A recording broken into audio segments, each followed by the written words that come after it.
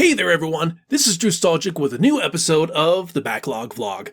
Fresh, real-time reflections on games old and new, one playthrough at a time. We begin today's episode where we left off in Spyro the Dragon. After beating Twilight Harbor, I was surprised that I was already at the final confrontation.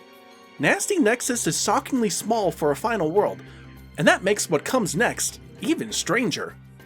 After the usual flying loading screen, the boss fight begins in an arena, with Nasty Nork firing green death spells from his scepter, perched a little too high up for me to reach.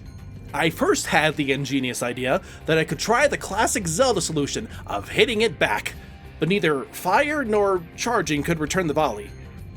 As my lives were already low from the chaotic bullet heck of Twilight Harbor, this experimentation cost me my first game over, which very well might be one of the saddest ones I've ever seen. Just look at that face of dejected failure. I let everyone down. Feeling a little foolish for applying tennis logic to a dragon platforming game, I began exploring around the arena when I found a pathway, where a thief taunted me with a key. I encountered plenty of these previously in the game, and the strategy is pretty straightforward. Charge towards them and take the most optimal route to catch up. With one key in hand, I found another locked door where another thief and key awaited. The pathway was even more winding and difficult with actual pitfalls, and it was my first taste of how this boss fight creates difficulty and frustration through lack of checkpoints. After trying again and getting the second key, I brought it to another lock right below Nasty Nork, which opened a stairway to reach. Now, surely this giant Nork of nastiness has new tricks up his sleeve, right? Rave so nasty ran away, bravely ran away. After relentlessly pounding you with a barrage of spells, Nasty just seems to forget he has weapons. The two thieves were apparently just warm-ups, as you have to quickly charge after Nasty Nork while he runs away in a pre-established pattern, and then seems to stop and wait for you, stupidly. But if you take too long to reach and attack him, he just starts the loop all over again. The pathways were much more difficult to sprint through, and this section easily gave me the most difficulty as I fell many times. Then having to go repeat the other thief chases over and over again, sometimes dying again in the earlier sections. And that's when it hit me. This isn't so much mechanical difficulty as consequence stacking. It's artificial difficulty through checkpoint scarcity. Eventually, I finally got the Nasty fast enough and gave him a well-deserved cathartic torch. A door then opens, and Nasty runs away yet again into a lava-filled hallway serving as a final platforming gauntlet. I died yet again on the first attempt there, played Ring Around the Rosie for the umpteenth attempt, and then took my time to quickly, carefully navigate the platforms as you have only so much time before they retreat into the walls. At the very end of the corridor, Nork, cornered like a mouse, finally remembers he's not defenseless, firing off one last desperate shot, and then this happens.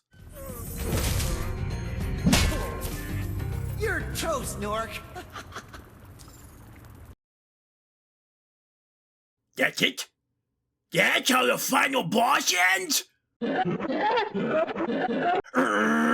Spyro betrayed us! It really did catch me off guard how hilariously brief the villain is defeated cutscene is. Bowser's little pixelated twitching feet before falling into an unanimated lava pit had more theatrical build-up back in the NES days. Nasty Nork doesn't get a villain's defeat.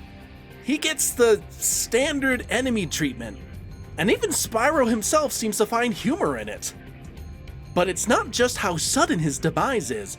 Nork has been built up by name the entirety of the game, and while he certainly looks like an end boss, he really is just a paper tiger, and a dummy to boot.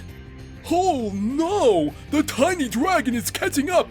If only I had anything else to do besides running in a circle! Only at the beginning of the fight, when he's out of reach, and when he's cornered at the end, does Nork even attempt to use his projectile weapon.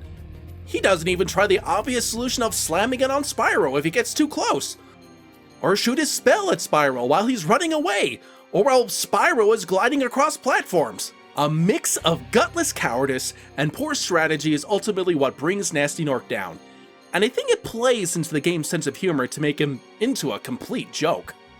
Moving on though, The little ending interview of the game is pretty cute, and it seems like it hinted at there being more as Spyro took the time to go find more treasures. After the credits roll, you're able to save Magnus at Nork's Nexus, who tells you that if you 100% the game, you can get into Nasty's treasure hoard. After taking a quick flip through my totals, I don't think I have it quite in me to go back for everything now, but I'm really glad I finally beat this game. I'm definitely going to be moving on to play Spyro 2, and I'm excited to report how it all goes. If you enjoy this content, be sure to hit that like button and subscribe.